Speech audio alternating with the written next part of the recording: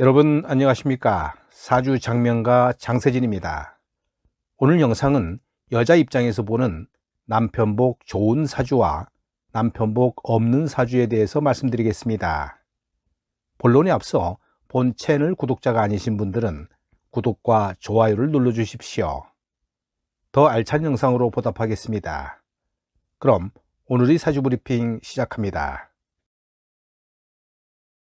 여자의 사주에서는 관이 남편입니다.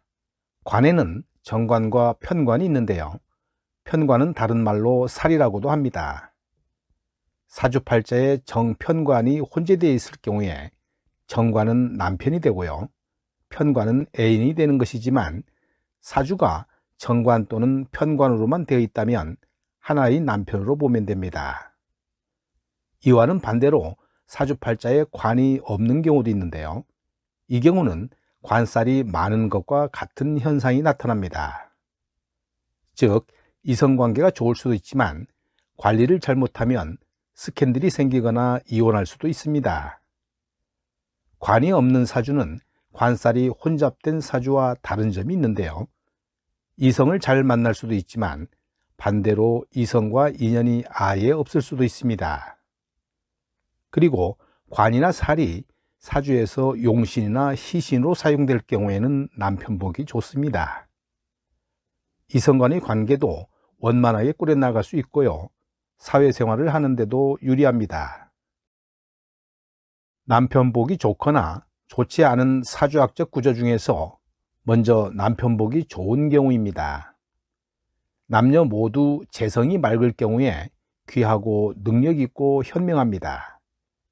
재성은 재물을 의미하기 때문에 재성이 충을 당하지 않거나 인수를 파괴하지 않고 튼튼하게 자기의 역할을 다할 때를 재성이 맑다고 말합니다. 남자에게 재성은 또한 부인에 해당합니다. 또 여자의 사주에 관성이 용신일 경우에 남편복이 있는데요. 여자 사주에서 관성은 남편을 상징하기 때문입니다. 여자의 사주에 관성이 맑을 경우 가족이 화목한데요. 이런 경우 좋은 사주라 할 수 있습니다. 여자의 사주에 관성은 남편을 의미하는데요. 이 관성이 맑고 귀하게 자리 잡았을 경우에는 남편복이 있고 가족이 화목합니다. 또한 여자의 사주에 관성이 희신일 경우에는 남편이 부귀영화를 누리게 됩니다. 여자의 사주에서 관성은 남편이라고 했습니다. 이 관성이 희신의 작용을 하고 있다면 남편이 출세를 하고 잘 된다는 뜻입니다. 이번에는 남편복이 없는 경우입니다. 여자의 사주에 정편관이 혼잡되어 있을 경우 재혼 확률이 높습니다. 여자의 사주에 관성은 남편을 나타내고 살은 남편이 아닌 애인이나 다른 남자를 말합니다.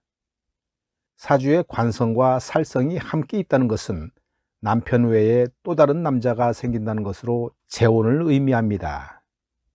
또 여자의 사주에 도화살이 있는 경우라면 미인이라서 이성에게 인기가 많습니다. 그러나 행실이 정숙하지 못할 수도 있습니다. 도화살은 지지에 좌오묘유가 있는 것을 말하는데요. 도화살이란 이성에게 인기가 많다는 것이기 때문에 잘못하면 바람을 피울 수도 있습니다. 여자의 사주에 홍염살이 있는 경우는 바람을 피우게 되고 남자 관계가 복잡해질 수 있습니다. 유흥업이나 요식업계에 진출하면 발전할 수 있고요. 남자가 잘 따르고 색정을 좋아합니다. 여자의 사주에서 시간에 관성이 기신일 경우 자식이 불효하는데요. 아울러 관성은 남자이기 때문에 관성이 기신이면 남편복 역시 없는 것입니다. 시간의 자리는 아들의 자리인데요. 이 자리에 관성이 기신으로 되어 있을 경우에는 아들과 사이가 좋지 않습니다. 기신이란 용신이나 희신의 반대 역할을 하는 것입니다. 남편복이 없는 경우 계속됩니다. 여자 사주에 관과 살이 많은 경우 결혼을 여러 번 하든가 유흥업종에 종사할 수 있습니다. 관과 살은 여자에게는 남자를 말하는데요. 이것이 사주에 많을 경우에는 남자가 많다는 것이며 한 남편만을 지압이라고 삼고 살아가기가 어렵다는 뜻입니다. 여자의 사주에 관성이 약한데 상관이 강할 경우 남편 혹은 자식과 불화가 있을 수 있습니다. 여자의 사주에서 관성은 남편과 자식을 나타내고 식신과 상관도 자식을 나타냅니다. 상관은 관성을 극하는 십신입니다. 관성이 뿌리가 없고 약하며 그 관성을 강한 상관이 와서 극할 경우에는 남편이나 자식이 불화한다는 뜻입니다. 여성의 사주에 관이 3개 이상으로 많을 경우 남편으로 인해서 고생을 하거나 남편과의 애정이 좋지 않습니다. 여자 사주에서 관은 남편을 말하지만 무조건 많은 것은 좋지 않습니다. 오히려 애군이 되기 때문에 그렇습니다. 끝으로 여성 사주의 관성이 기신일 경우입니다. 관성이 희신이나 용신으로서의 역할을 하지 못하고 기신으로서 역할을 하게 될 경우 남편 복이 없습니다. 기신이란 사주에서 나에게 좋지 않은 작용을 하기 때문입니다. 이제부터는 남편 복이 좋지 않은 사주와 남편 복이 좋은 사주를 예시로 들어 살펴보겠습니다. 먼저 남편 복이 없는 사주입니다. 이 명식은 신금일간이 겨울에 태어나 연지의 축토와 시지의 신금까지 합쳐도 3개에 불과하므로 그 세력이 쇠약합니다. 따라서 용신이 인성이나 비겁이 될 수 있습니다. 그런데 겨울에 태어난 사주라서 화도 필요하네요. 이 사주에서는 화가 관입니다. 여성에게 관은 남편에 해당한다고 했습니다. 그래서 남편 운이 좋을 수 있지만 연간의 정화는 편관, 일지의 사화는 정관, 시간의 병화도 정관으로 화가 많으면서 관살이 혼잡하고요. 더욱이 병화는 신금과 합이 되고 정화는 임수와 합이 되며 지지의 사화는 신금과 합이 됩니다. 관살 혼잡이 돼서 남편 운이 좋지 않은 데다가 관이 모두 합이 되면서 남편의 기운이 없어졌습니다. 실제로 이 명주는 결혼 후 남편과 사별하고 다른 남성들과 많이 만나다가 이름을 더럽히고 끝내는 유명을 달리한 명주입니다. 이번에는 남편 복이 좋은 사주입니다. 간목이 일간으로 6월에 태어났습니다.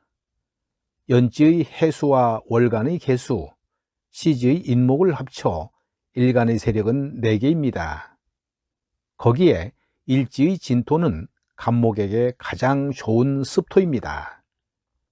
또한 인목과 진토 사이에 묘목이 없지만 그 영향력이 있는 것으로 봅니다. 인묘진이 이어질 경우 목방이육이 형성되기 때문입니다. 그래서 진토를 목의 세력으로 보면 됩니다.